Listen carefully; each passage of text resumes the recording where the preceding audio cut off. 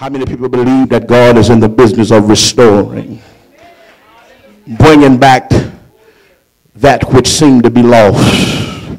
How many people believe that God has the power to restore unto you that which seemed to have been taken away from you? But I believe that this is the year, this is the time that God has set to restore unto his people all those things that they need to be programmed and to be labeled as the children of God. I'm convinced now that we're living in a day where we're so busy talking about what we don't have until we're forgetting the things that we do have. We're forgetting how God is continuously blessing us over and over again because we see the things that are not as they used to be. Some of us that had a whole lot more than we got now, and we feel like because we're in that position that God has somehow neglected or forgotten about us and who we are. But the truth of the matter is sometimes God has to give you less in order for you to give him more. Sometimes God has to break some things down in order for him to build some things up. So I believe that this is the time where God is using his people, and I say his people, to understand that even though there are some things that seem to be out of place, that seem to be out of focus, that seem to be out of norm, God says, I'm going to use that to your advantage.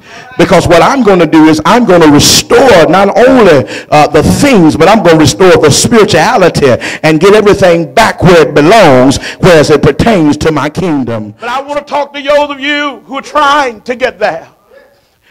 They ain't going to be able to look at you sideways much longer. Because I heard God said restoration is right in your vicinity. And he said, if you bring your stuff to me and let me see your vulnerable side, let me see the side that you've been struggling with.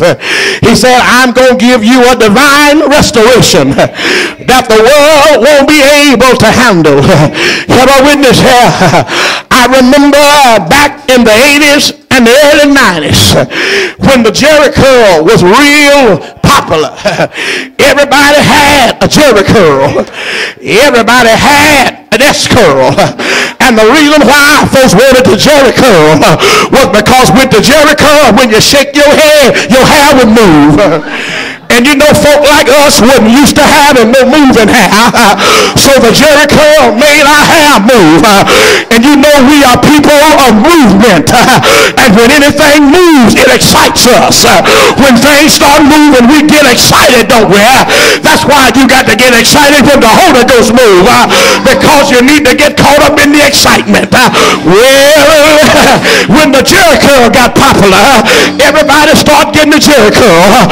But what they didn't tell you is that after a few days the curls would dry up and wither away, and they had to have a formula to get the curl back.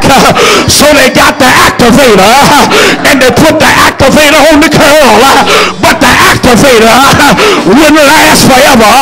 So what happened was somebody invented something called snapback. And what they did was whenever the curl got dry down in the root, you would take that snapback and put it on your fingers and rub it down in your head and massage your hair.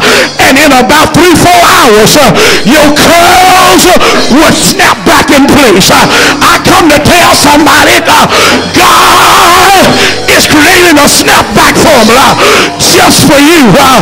I want you to tell your neighbor, you better get ready, because we about to snap back and get back where we belong. We about to snap back. We about to go back to where God got for us. We about to be blessed. We about